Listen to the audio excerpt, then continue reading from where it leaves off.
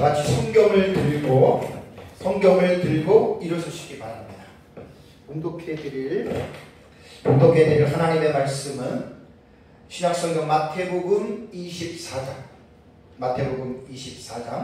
3절 말씀을 여러분들에게 봉독해 드리겠습니다. 이것은 하나님의 말씀입니다. 예수께서 감람산 위에 앉으셨을 때에 제자들이 조용히 와서 이르되 우리에게 이르소서 어느 때에 이런 일이 있겠사오며 또 주의 임하심과 세상 끝에는 무슨 징조가 있사오리이까. 아멘. 네. 앉으시기 바랍니다. 제가 이제 요즘에 설교하는 내용은 종말론에 대한 설교를 하고 있습니다. 지금 종말론이 이제 이번 시간으로 5번째 시간이 되는데요. 계속해서 당분간 하나님 허락하시는 한도 내에서 설교를 지금 하려고 합니다. 지금 이제 제가 설교하는 이 부분은 신학교에서 배우는 그 조직신학 분야에서 종말론에 대한 이 부분을 먼저 제가 지금 정리를 하고 있습니다.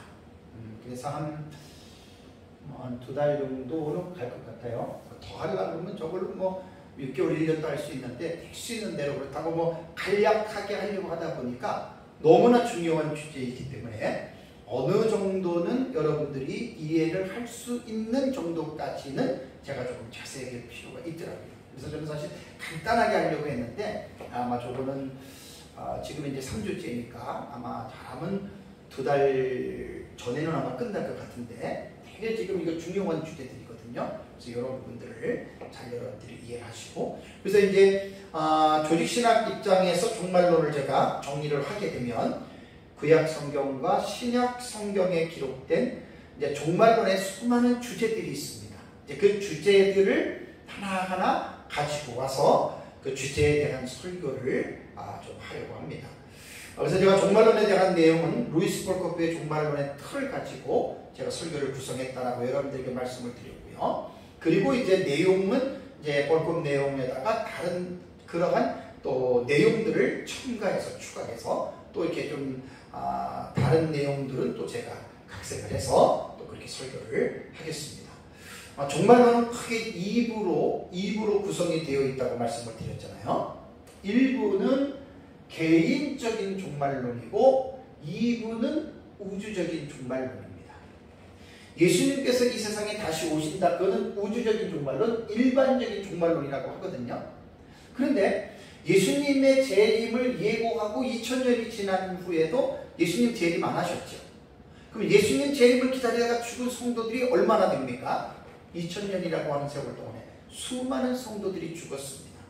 그래서 우리가 종말론이라고 이야기할 때는 우주적인 예수 그리스도의 재림으로 시작되는 우주적인 종말론만 우리가 바라보는 것이 아니라 개인적인 종말론에 대해서도 우리가 준비해야 된다. 그 말입니다.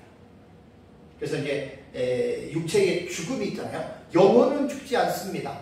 육체는 죽습니다. 그러나 죽은 것으로 소멸되거나 멸절되는 것이 아니라 잠시 육체와 분리되어서 흙으로 지은 육체는 다시 흙으로 돌아갑니다. 매장을 하든지 화장을 하든지.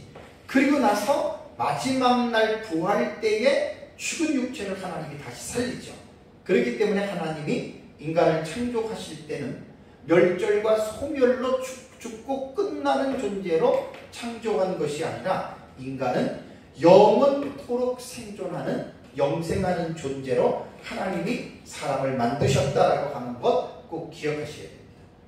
선악과를 따먹던 안 따먹던 죽으리라고 하는 죽음, 육체적인 죽음, 영적인 죽음, 영원한 죽음에 대한 의미를 잘 생각해보면 인간은 선악과를 따먹어도 멸절하거나 소멸되는 존재가 아니라 영생하는 존재로 육체도 다시 하나님이 부활체로 만들어서 영원히 살아가는 존재로 만드셨다라고 하는 이 부분을 여러분들이 꼭 기억을 하셔야 됩니다. 그래서 2부에는 이제 우주적인 종말론으로서 대체적으로 5가지의 중요한 테마를 다뤘습니다. 거의 뭐 조직신학자들 같아요. 첫 번째가 이제 그리스도의 재림, 두 번째가 천년왕국론, 세 번째가 죽은 자의 부활, 네 번째가 최후의 심판, 다섯 번째가 의인과 악인의 최후의 상태입니다. 영원한 상태를 말합니다. 최소한 이것 정도만은 우리가 성경을 통해서 종말론에 대한 부분을 분명하게 여러분들이 이제 이해를 하고 또 그렇게 믿었으면 좋겠습니다. 지난주에는 우주적인 종말론에 일어나는 사건들 가운데 첫 번째 주제였던 예수 그리스도의 재림에 관해서 제가 2시간 설교를 했습니다. 오전 예배, 오후 예배. 첫째 시간에 제가 말씀드린 내용은 초점이 뭐였죠? 예수님의 재림을 여러분들이 아는가 모르는가라는 질문으로 제가 접근하는 것이 아니라 여러분들은 예수님의 재림을 믿는가 아니면 믿지 않는가에 대해서 제가 초점을 맞춰서 설교를 했습니다. 하나님을 믿지 아니하는 사람들도 예수님의 재림에 대해서 알고 있어요. 하나님에 대해서 알고 있어요. 여러 가지 기독교에 대한 내용들을 알고 있는데 문제는 뭐라고 그랬죠? 그들이 그 사실을 안 믿는다는 거예요. 교회를 다닌다고 모두가 다 예수님의 재림을 믿는가? 그렇지 않습니다. 예수님의 재림에 대하여 아는 것과 믿는 것은 분명하게 여러분 다릅니다. 아는 것과 믿는 것은 분명하게 다릅니다. 그래서 예수님의 재림에 대해서 제가 아는 것에다가 포인트를 맞춘 게 아니라 지난주에는 믿는 것에 포인트를 맞춰서 그렇다면 믿는다는 것은 과연 무엇일까? 그래서 이제 믿음이라고 말할 때에는 제가 이제 하나님이 왜 우리에게 특별 계시 성경을 주셨습니까? 성경을 읽고 이 성경을 이해하라고 주신 것이 아니에요. 성경은 인간의 이성으로 이해되지 않는 부분들이 많습니다. 대충 하나님이 천지를 창조하셨다 말씀으로 인간의 이성으로 그 이해 안 됩니다. 그래서 성경은 우리 하나님의 자녀들에게 믿으라고 준 겁니다. 믿으라. 성경은 믿음의 대상이지 이해의 대상이 아니다. 그래서 예수님의 재림에 관하여 성경에 제가 지난주에 약 한 59절 가까이 다 예수님의 재림에 관한 말씀이었잖아요. 구약 성경의 몇 구절을 보고 나머지 다 신약 성경의 약 59절 정도를 오전 예배와 오후 예배에 제가 여러분들을 찾아보세요 하면서 저는 일방적으로 그 말씀 자체를 제가 선포했습니다. 캐리그마입니다. 캐리그마. 선포. 그러니까 믿으라는 거예요. 다 신약 성경 곳곳에서 예수님 자신도 자신의 재림을 예언했고 사도들도 예수님의 재림에 대해서 말씀했죠. 그 말씀들을 살펴보면서 저는 선포했는데 그것을 여러분들이 이해를 하시라고 제가 전한 것이 아니라 믿으라는 거예요. 하나의 주제잖아요. 예수 그리스도의 재림. 예수님이 다시 이 세상에 오신다. 그래서 예수님을 믿는 사람들은 삶을 보면 안다 그랬죠. 그러니까 예수님의 재림을 알고 믿지 않는 사람과 예수님의 재림을 믿는 사람은 삶을 보면 어떻게 나타나냐면 제가 여러분들에게 세 가지로 말씀을 드렸습니다.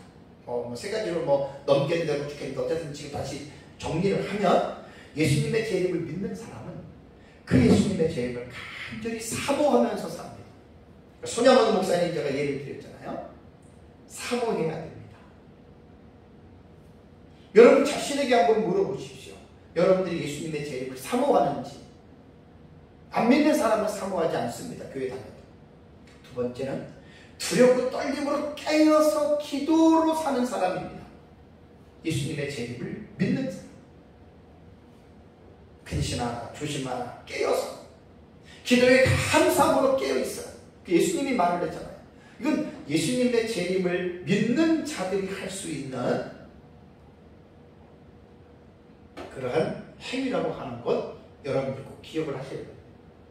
그 다음에 이제 마지막 세 번째로 중요한 게 예수님의 재림을 믿는 사람들은 왜냐하면 돌발적으로 예고 없이 오시니까 그 예수님을 만날 때 부끄럽지 않는 모습으로 살아가는 거예요.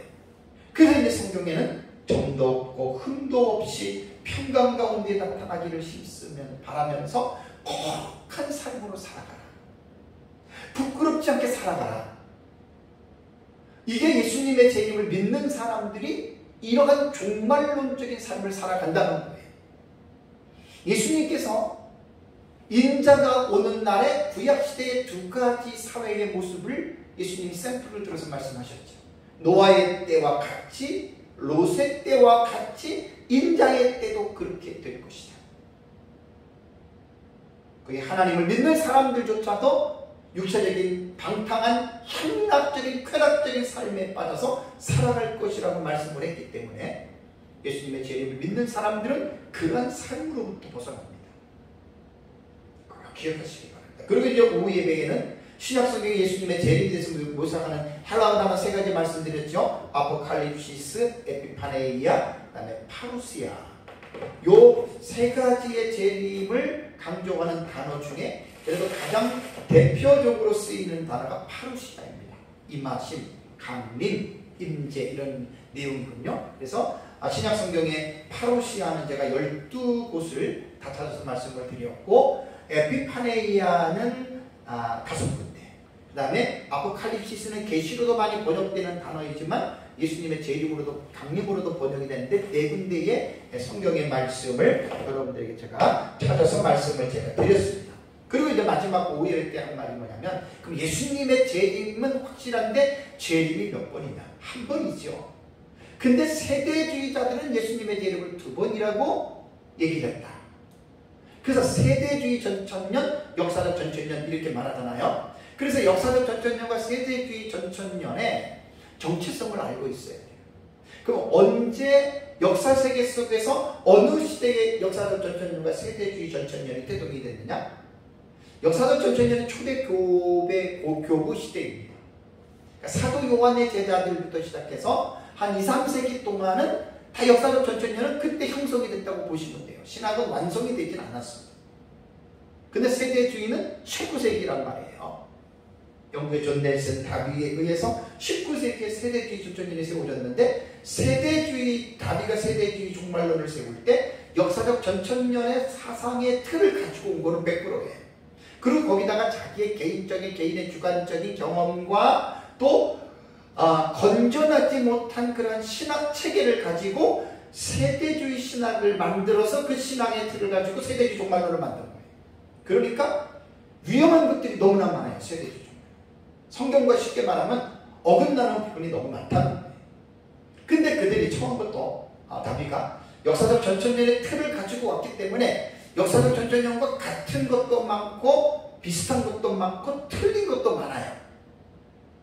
이건 제가 역사적 전천년으로 종말론을 믿기 때문에 이 부분을 제가 상당히 지금 관심을 가지고 이 부분들을 지금 분리하고 있습니다.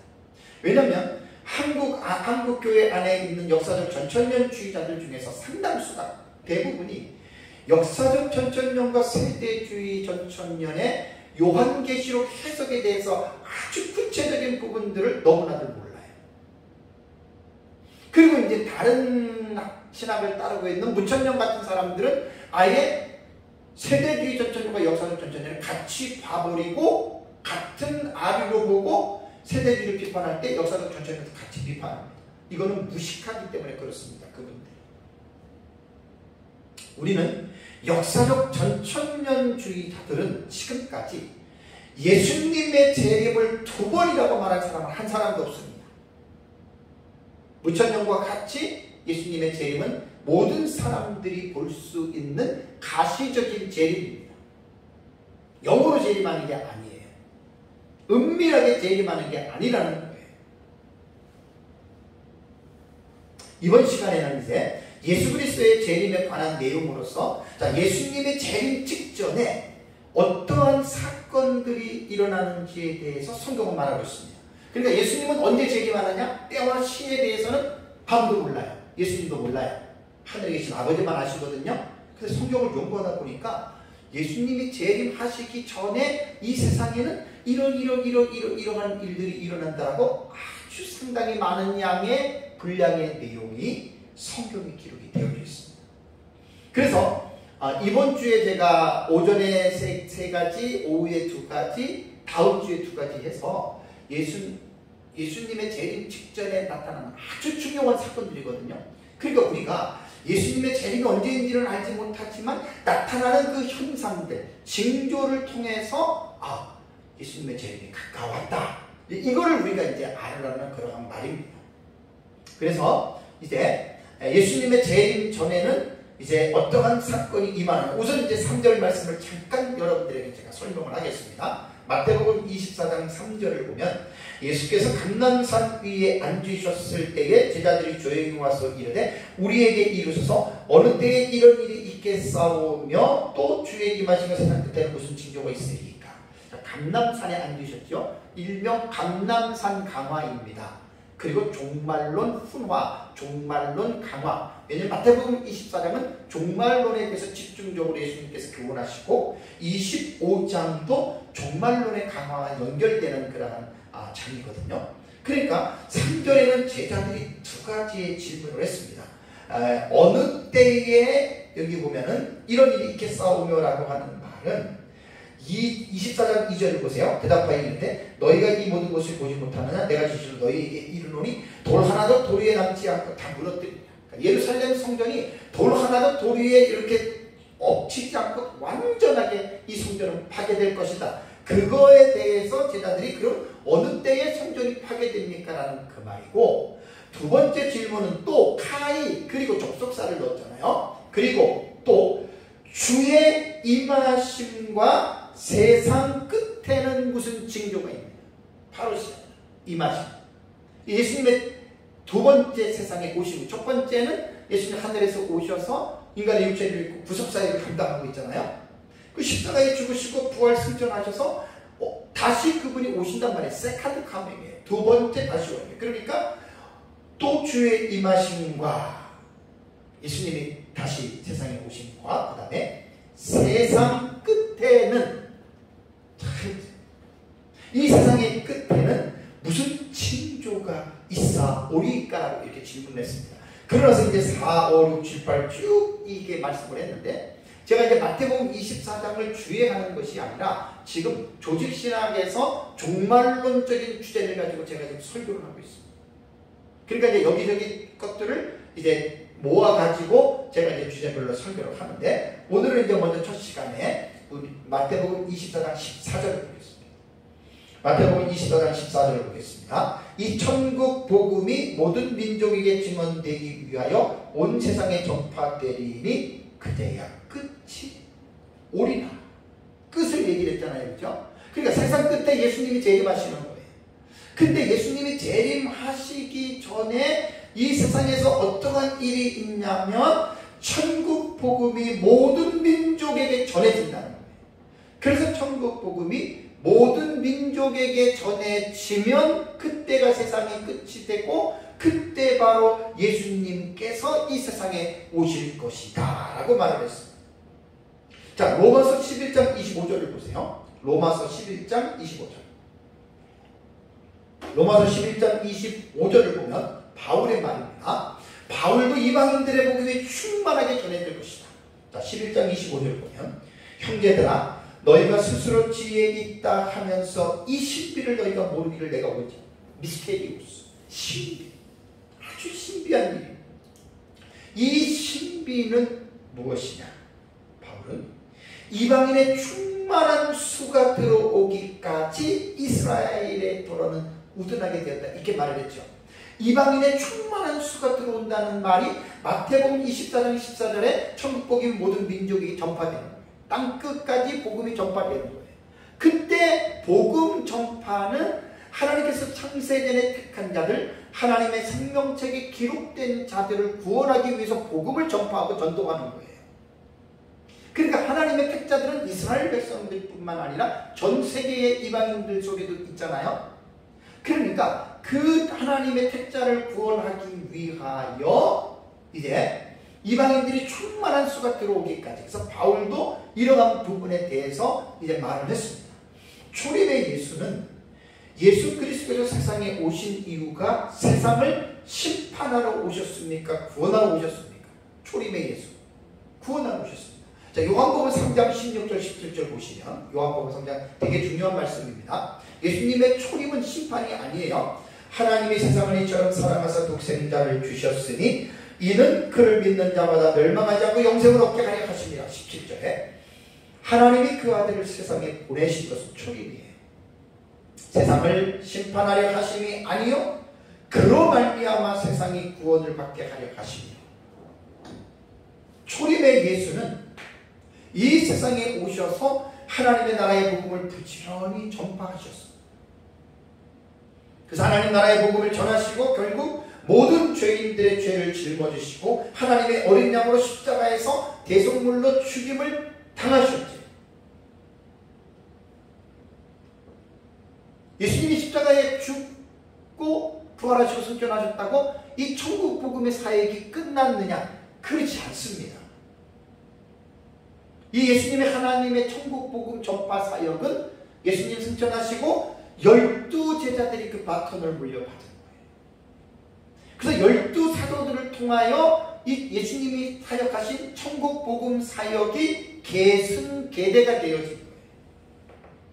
그럼 이 사역은 언제까지냐? 예수님 재림할 때까지 이루어지는 거예요.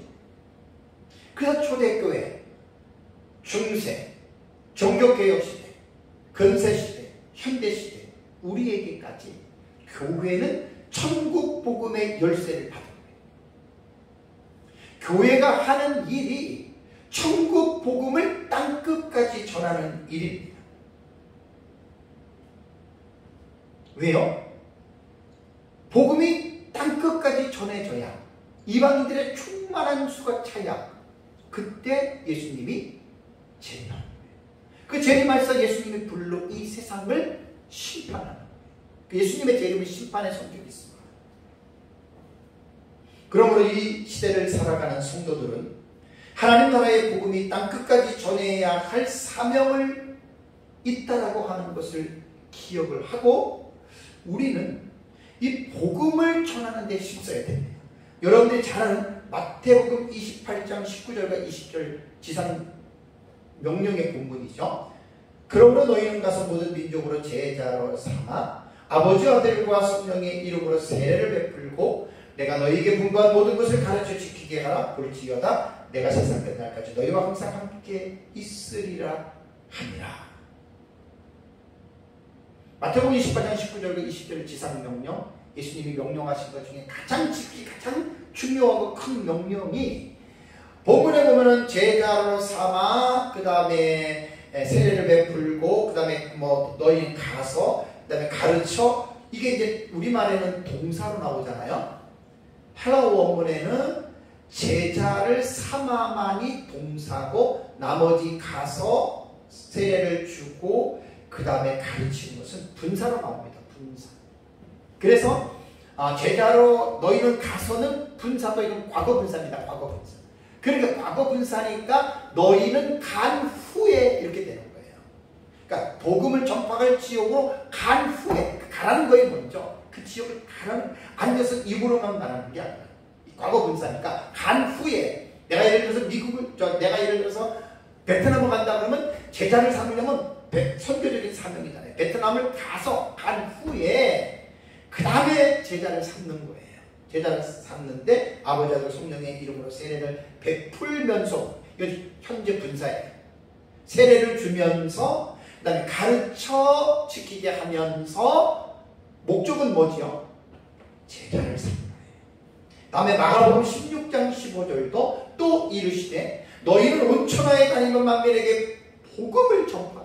온 천하에. 그러니까 예수님이 승천하시기 전에 한 말이에요. 누가복음 24장 46절 48절에도 또 이르시되 이같이 그리스도가 고난을 받고 제3일에 죽은 자 가운데서 살아날 것과 또 그의 이름으로 죄사함을 받게 하는 회개가 예루살렘에서 시작하여 모든 민족에게 전파될 것이 기록되었으니 너희는 이 모든 일의 증인이다. 그러니까 예수님께서 천국 복음을 전하기 위하여 이 세상에 오셔서 하셨던 그 사역을 12제자에게 계대 계승하고 12제자는 계속해서 전도하면서 제자의 제자를 삼으면서 오늘에까지 이르렀기 때문에 지상의 교회는 땅끝까지 모든 민족에게 복음을 전해야 한다고 하는 것이 교회의 가장 중요한 사명입니다. 그래서 모든 민족에게 복음이 전파되면 그때 세상 끝날이 되고 예수님이 재림하시고 예수님이 세상을 심판한다. 기억하시기 바랍니다. 이거는 교회의 사명이니까 교회가 열심히 복음을 전해야 됩니다.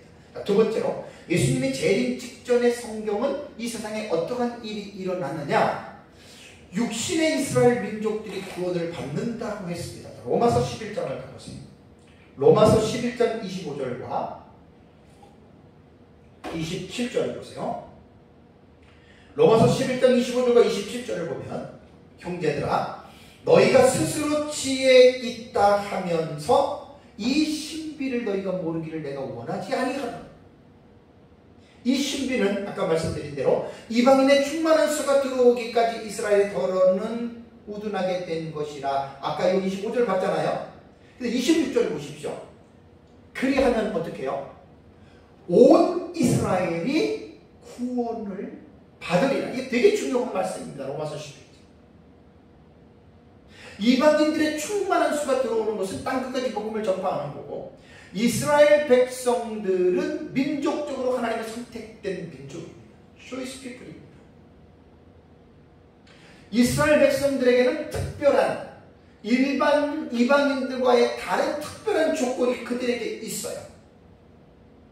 율법이 그들의 것이고 세례도 그들의 것이고 이런 언약들, 그걸 우리가 무시할 수는 없어요. 그렇다고 세대주의가 말하는 것처럼 교회와 이스라엘을 철저하게 구분해서 지금도 마치 모든 것들을 이렇게 보는 건 잘못된 거고, 이스라엘에 대한 이 부분을 우리가 완전히 무시해서는 안 됩니다. 그러니까 지금 26절에 그리하여 온 이스라엘이 구원을 받으리라고 하는 이 말이 있습니다. 자, 그렇다면 온 이스라엘이 구원을 받으리라는 본문에 대한 해석은 두 가지의 대립적인 해석이 있습니다. 첫째는 육신의 이스라엘이 아니라 신약시대의 교회다. 자, 구약시대의 이스라엘이 신약시대의 교회로 대체된 말씀들이 많습니다. 구약의 이스라엘 12지파가 신약시대의 교회의 성도들의 무리로 대체되는 거 맞습니다. 그러나 모든 게 다 그런 게 아닙니다. 그래서 온 이스라엘이 구원을 받으리라고 하는 이 말씀을 신약시대 교회로 해석하는 무리들이 있고, 또 하나는 문자 그대로 육신의 이스라엘의 남은 자들, 현재 유대인들로 보는 거예요. 저는 두 번째 해석법을 따릅니다. 마지막 해석법. 그럼 본문의 말씀을 올바르게 이해하기 위해서는 본문의 내용을 9장부터 보셔야 돼요. 자, 로마서 9장 가보세요.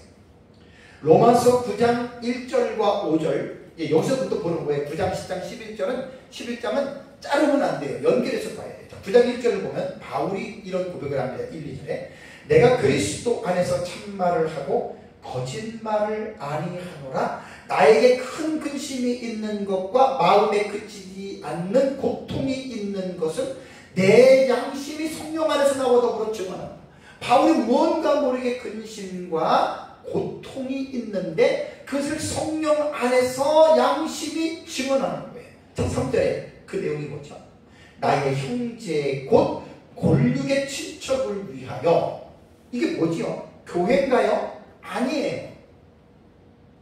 바울이 이스라엘 사람이잖아요. 베냐민 지파잖아요.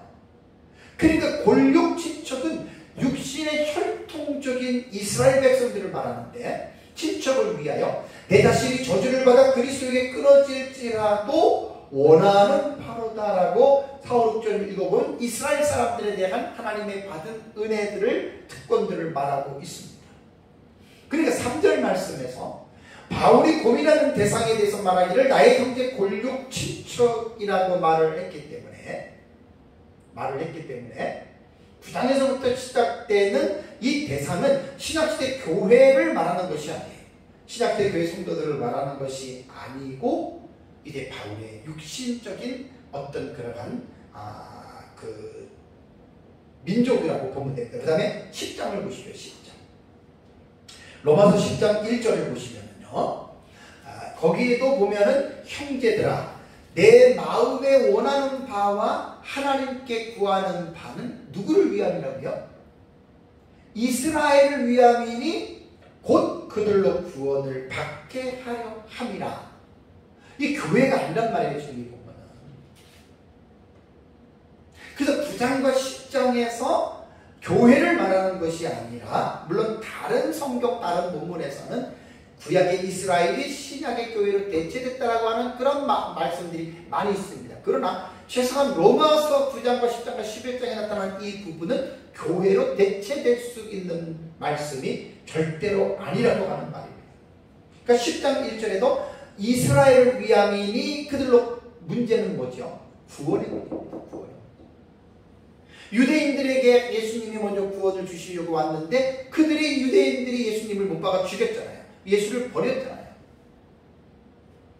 그러니까 바울은 자기 민족의 구원, 이스라엘 민족의 구원을 위하여, 이방인들을 위하여 부름을 받은 사도이기는 하지만 자신의 동족이 구원을 받기를 이렇게 갈망하는 양심의 고통이 일어날 정도로 바울이 지금 갈망하고 있다라고 하는 말입니다.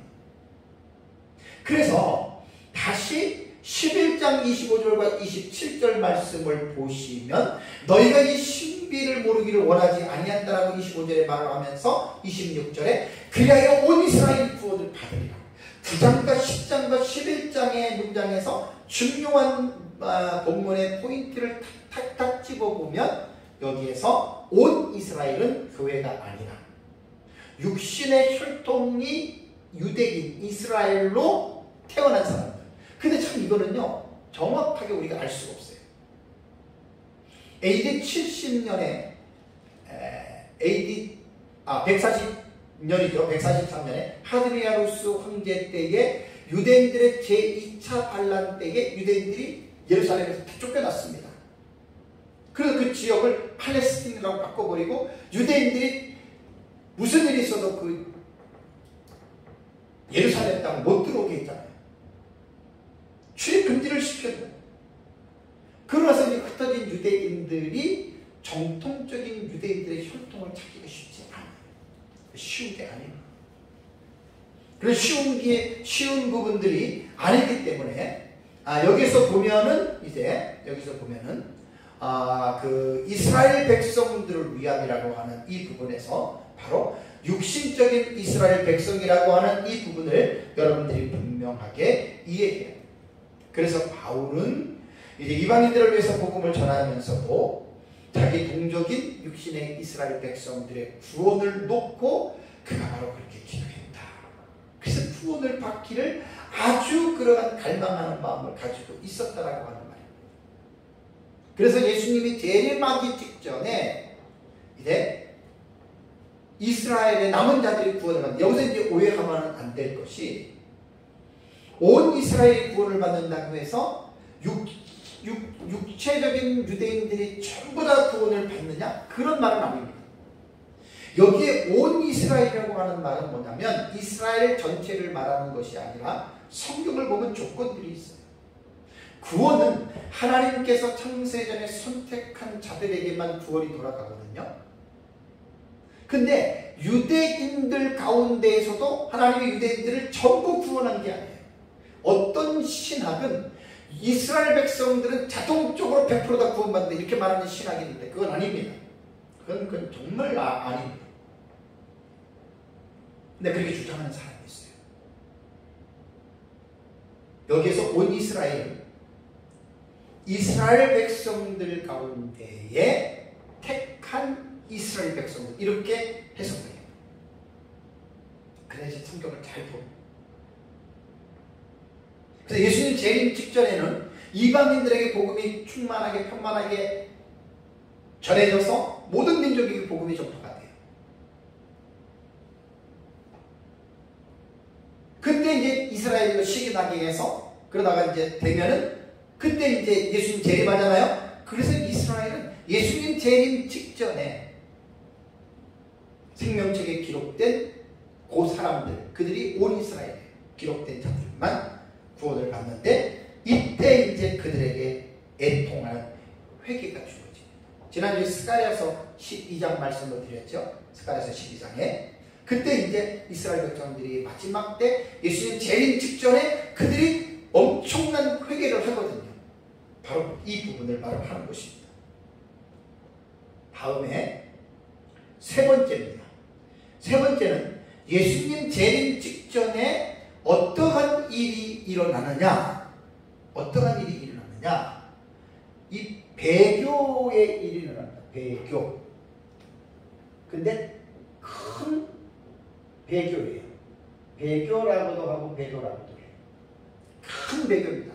그러니까 조그만 무리의 그런 것이 아니거든요. 그러니까 성경은 이 세상 끝날이 가까울수록 예수 믿는 사람들이 배교를 배반하는 거예요. 교회를 배반하는, 예수 배반하는.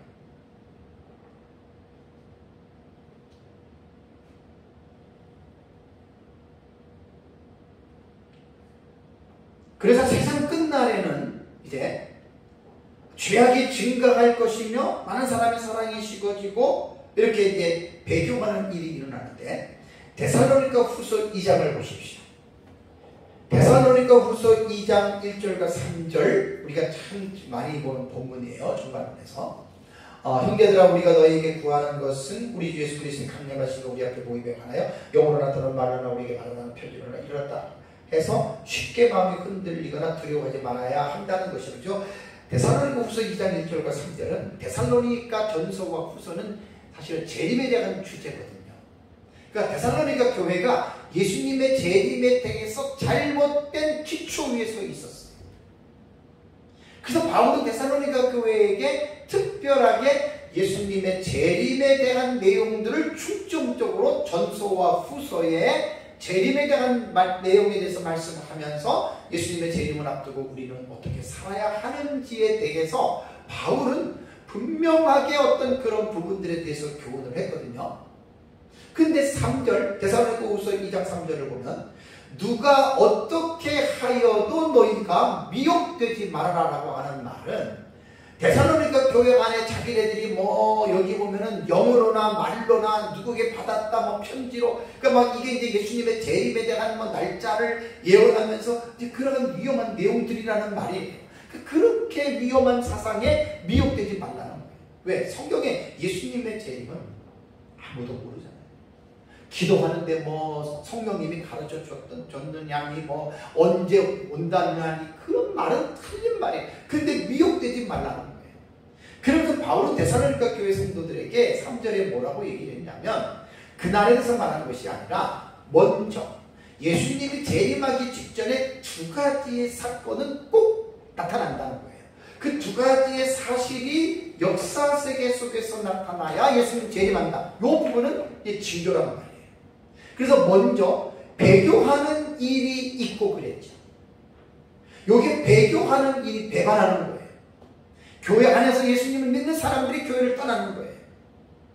그 다음에 두 번째가 불법의 사람 곧 멸망의 아들이 나타나기 전에는 그날이 이르지 아니하리니라는 말이 있죠.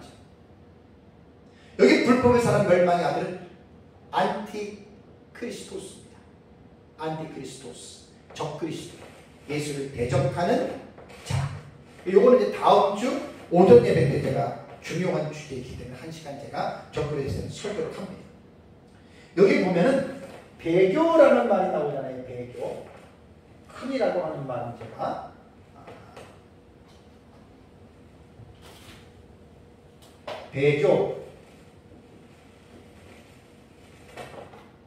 배교라고 하는 말은 아포스타사입니다. 예? 아포스타사이 이렇게 되는 거예요. 배교.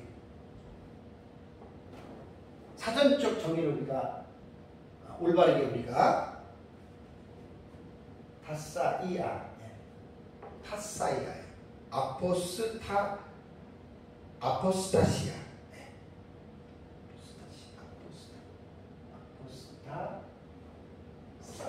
시아입니다.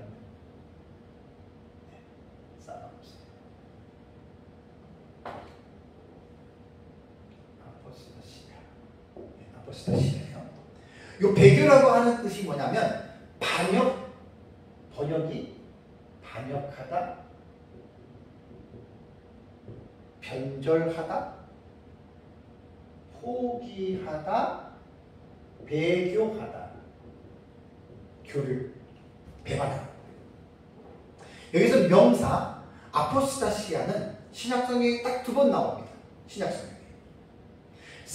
본절하고 사도행전 21장 21절 나오거든요. 자, 사도행전 21장 21절 보십시오. 자, 이 두 단어가 지금 이제 헬라어 신약성경에 아포스타시아가 2번 나왔단 말이에요. 이거 다 찾아봐야 돼요. 어떤 의도로 사용됐는지. 사도행전 21장 21절을 보면 내가 이방에 있는 모든 유대인들을 가르치되 모세를 배반하고, 그 배반하고가 바로 아포스타시아라고 하는 단어입니다. 아들들에게 할례를 행하지 말고 또 관습을 지키지 말라 한다 함을 그들이 들었도다라는 말을 지금 하고 있죠. 그러니까 보면 여기서 이 말의 의미가 뭐냐면, 유대인들은 그들이 생각하기를 사도 바울이 구약의 율법을 무시하여 디아스포라 유대인들에게 모세의 신앙에 대한 변절을 유도하는 자로 바울을 비난했습니다. 그런데 바울은 모세의 율법을 무시하지 않았습니다. 그러니까 유대인들은 바울을 오해했기 때문에 그들의 입장에서 보면 바울이 유대인들에게 유대교를 배교시키는 자로 지금 그들이 보고 있다라고 하는 말입니다. 이때 아포스타시아라고 하는 말을 쓸 때 모세를 배반하고 이렇게 쓴 거예요. 그러니까 데살로니가후서 2장 3절에 누가 어떻게 하여도 너희가 미혹되지 말라 먼저 배교하는 일이 있고라고 하는 말은, 이 말이 뭐냐면 예수님께서 재림하시기 직전에 교회 안에 있는 사람들이 교회를 떠난다라는 말입니다. 교회를 떠나는 무리들을 말하는 것입니다. 그렇다면 예수 그리스도의 재림 직전에 교회 안의 성도들이 얼마나 교회를 떠나는 것일까요? 어느 정도 프로테이지로 성도들이 교회를 떠날까요? 교인들이? 정확하게 우리는 그거 알 수 없습니다.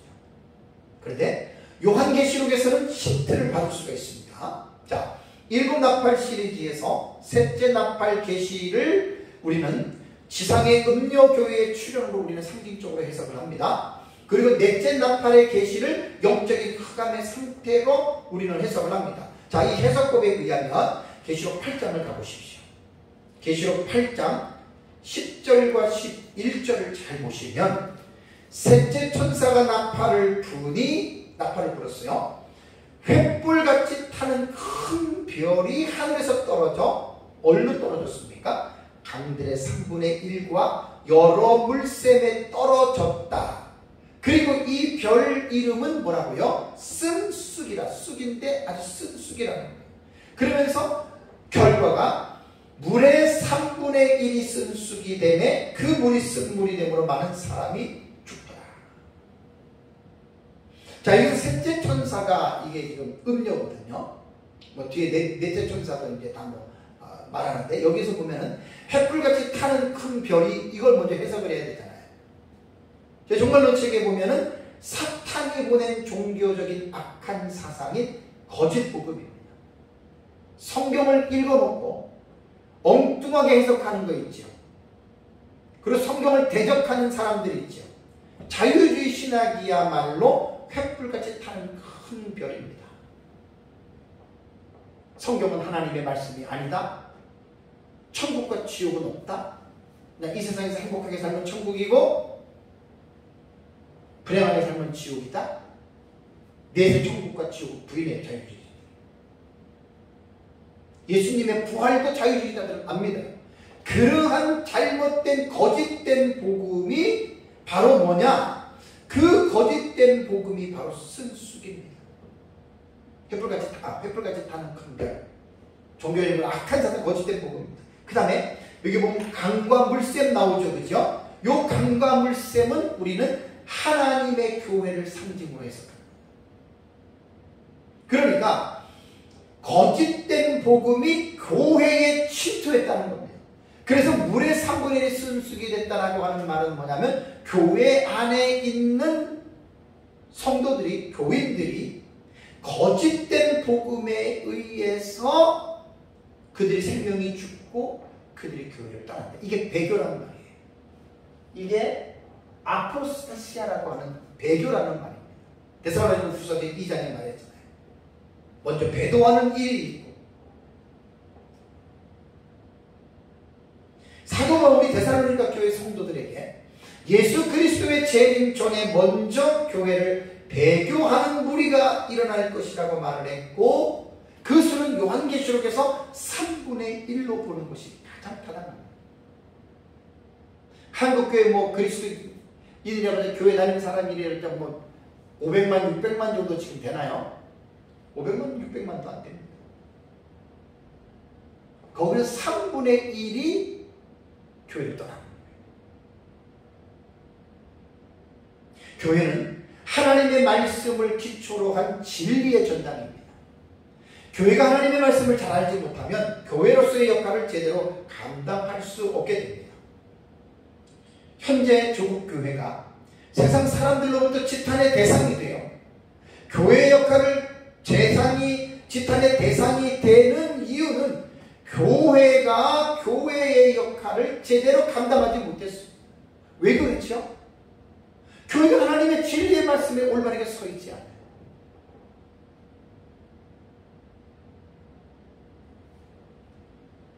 사탄이 거짓된 복음을 가지고 교묘하게 신학자들을 공격합니다. 그리고 목회자들을 포섭해서 공격합니다. 그리고 종교개혁자들이 주장했던, 체계화시켰던 그 놀라운 개혁신학에 기독교의 정수의 그 개혁신학에서 자꾸만 떠나게 만들어요. 그게 이제 쓴 쑥물을 먹이는 거예요. 쓴 쑥물을. 종교개혁 이후에 500여 년이 넘도록 여러 다양한 신학들이 생겨나게 되었습니다. 제가 이제 목회자들을 가르치는 사역을 하다 보니까 신학에 대한 부분에 관심이 제가 많습니다. 신학에 대해서 너무나들 모르고들 있어요. 목회자. 공부 안 하면 몰라요. 근데 교회에서 성도들에게 또 신학을 가르쳐야 됩니다. 신학의 흐름들, 사상들 꼭 가르쳐야 됩니다. 왜냐하면 지금 이 시대에는 너무나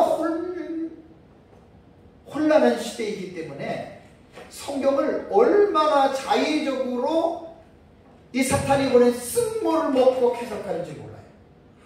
너무너무 지금 아주 그냥 혼란된 시대에 여러분 우리가 살고 있습니다.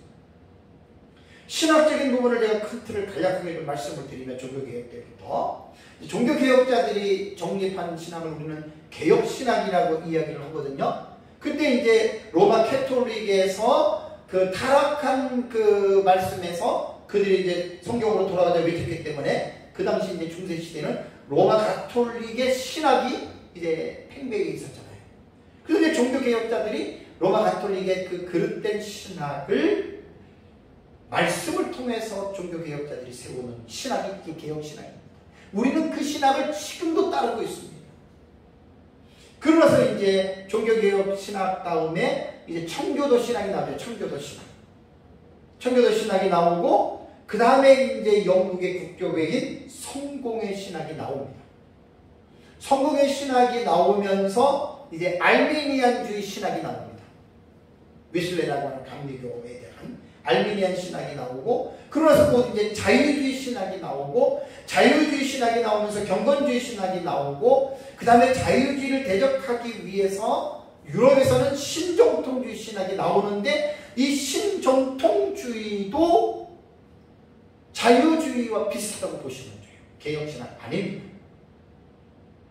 그러고 나서 이제 자유주의를 대항하기 위해서 미국에서 이제 만들어진 신학이, 잠깐 만들어진 신학이 근본주의거든요. 근본주의.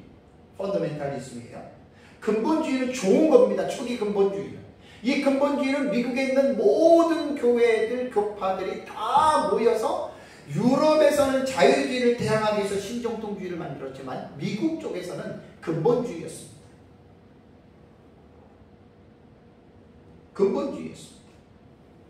처음에 만들어진 근본주의 좋은 신학입니다. 그런데 근본주의 안에 여러 가지의 교파들이 참여를 했어요. 세대주의도 들어오고 강리도 들어와가지고 목적은 뭐냐면 자유주의를 대적하기 위해서 만들었기 때문에.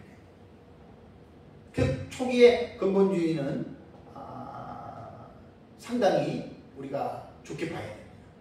물론 그 안에 있는 들어온 사람들이 전체적인 무리로 볼 때는 우리가 그렇게 볼 수는 없지만 그래도 근본주의를 이끌었던 누구죠? 저기 신학교의 메이첸 박사를 중심으로 이루어졌던 그 신학은 정말 근본주의가 이제 그렇게 사실 형성이 됐는데, 그래서 곧바로 이제 근본주의가 와야 됩니다. 거기서 이제 세대주의 신학이 또 나옵니다. 세대주의는 18세기에 이제 존 넬슨 다비에서 만들어졌는데, 이때 이제 세대주의 신학이 또 되고, 그 다음에 이제 나오는 신학이 뭐냐면 신근본주의.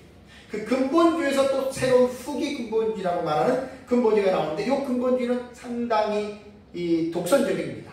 문화를 무시해버리는 이런 신근본주의는 잘못된 거고, 그러면서 또 하나 신복음주의 신학이 태동이 됩니다. 플러 신학교를 중심으로.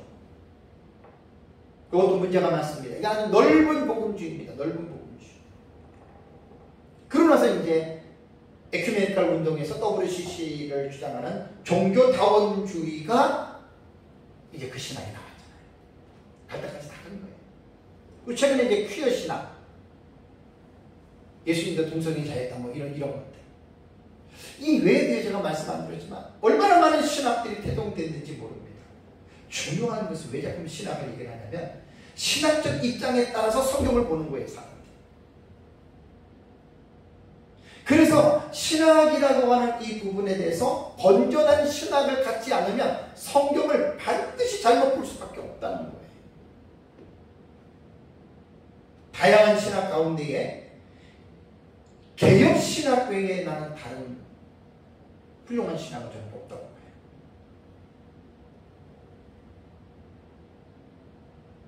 교회 안에 있는 성도라고 여러분, 다 구원받은 성도들이 아닙니다. 모두가 다 구원받은 게 아닙니다. 마태복음 7장 21절을 보면 예수님이 하신 말입니다.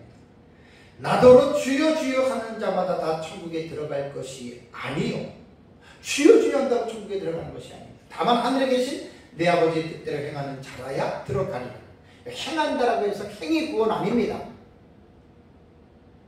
정말로 예수 그리스도를 믿은 사람, 확실하게 믿은 사람은 반드시 행함으로 나타납니다. 그 결과로서의 행함을 말하는 거지, 구원의 조건으로서의 행함을 제가 말씀드리는 게 아닙니다. 사랑하는 성도 여러분, 예수 그리스도의 재림은 신약시대에 하이라이트가 되는 아주 중대한 사건입니다. 근데 이 재림의 사상은 사람들이 만들어낸 공교한 이야기가 아닙니다. 하나님께서 성령을 통해서 이 사실을 분명하게 하나님의 자녀들을 위해서 예수님 재림하신다라고 하는 이 사실을 분명하게 계시해 주신 것입니다. 그래서 우리는 재림을 믿어야 됩니다. 그래서 구약 성경에서조차도 예수님의 재림을 강조하잖아요. 지난주에 제가 말씀드렸잖아요. 구약 성경에는 메시아의 2번 오심에 대한 예언이 기록되었다.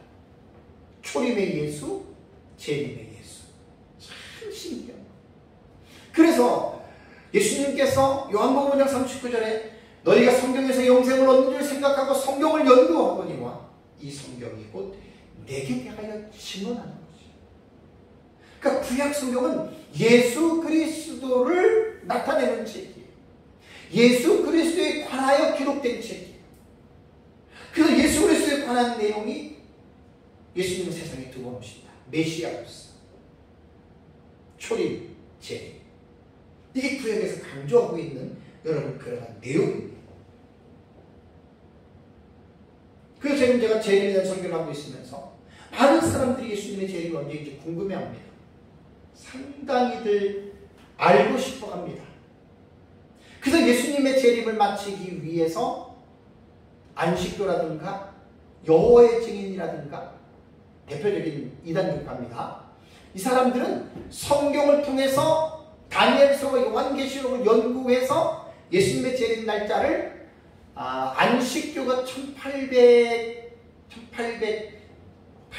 3년인가 그 윌리엄 밀러가 예언을 했는데 그때 불발됐어요. 여호와의 증인은 1914년에 예언했습니다. 예수님 재림한다. 다 불발됐잖아요. 근데 그들은 뭐라고 사기를 쳤냐면 예수님 재림했다. 어떻게? 공중에서 하늘에서 재림했다. 말도 안 되죠. 재림은 알 수 없습니다.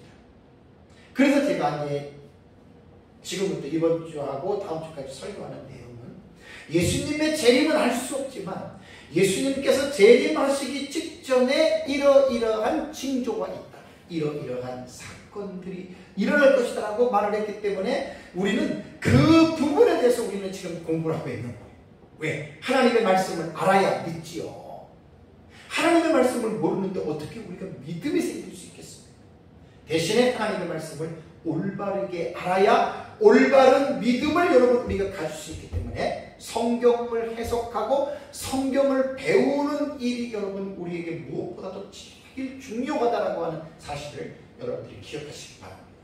그래서 제가 이번 시간은 예수님의 재림 전에 일어나는 사건에 대해서 첫 번째 시간으로 예수님께서 재림하시기 직전에 모든 이방인들에게 복음이 전파될 것이다. 땅 끝까지 복음이 전파됩니다.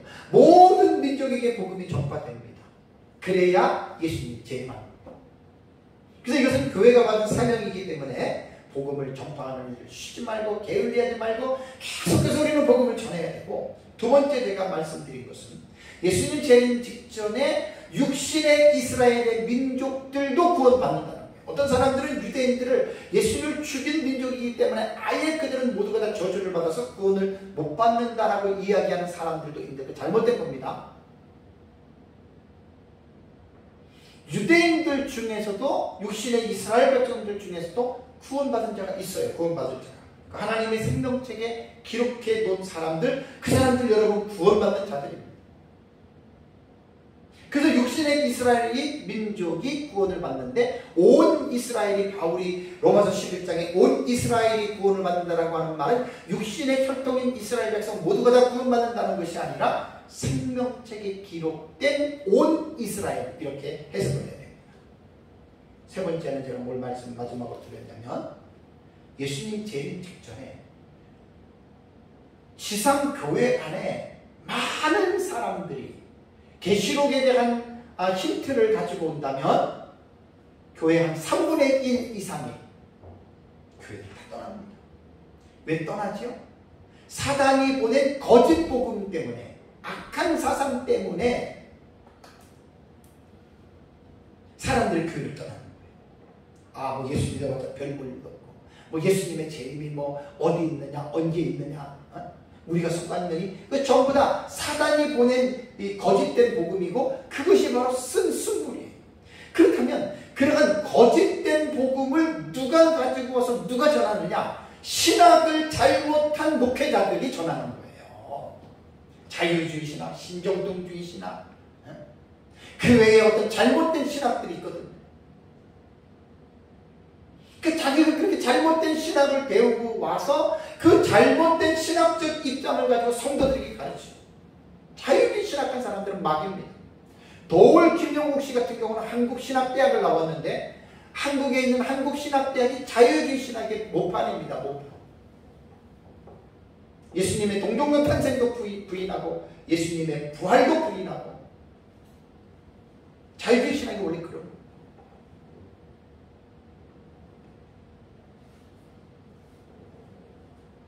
그래서 많은 사람들이 쓴 순물을 먹었기 때문에 그들은 교회를 떠난다. 그때 여러분의 생각을 해야 됩니다.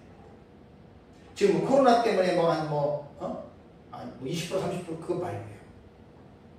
전 세계적으로 그렇게 된다는 말입니다. 예수님의 재림의 일시를 우리가 알지 못하지만 재림 직전에 일어나는 사건들을 저와 여러분들이 잘 기억하고, 역사 세계 안에서 이런 일들이 나타나거든. 일어나 머리를 들고 정신을 차려야 됩니다. 누가복음에 있는 말씀이죠. 그리고 근신하여 깨어 있어야 됩니다. 그리고 예수 그리스도의 재림을 부끄러움이 없이 만날 수 있도록 신부단장하시기 바랍니다. 예수님의 재림은, 예수님은 우리의 신랑이고 성도는 신부예요. 예수님 재림할 때 우리가 혼인하는 거예요. 혼인. 요한계시록이 그렇게 나옵니다. 우리 예수님과 정원한 사이이기 때문에 우리의 영혼을, 여러분 우리의 몸을 죄로 더럽히지 말고 거룩하게 잘 준비해서 예수님 재림 때 부끄러움이 없이 주님을 만나시기를 주님의 이름으로 축복합니다. 우리 다 같이 기도하겠습니다.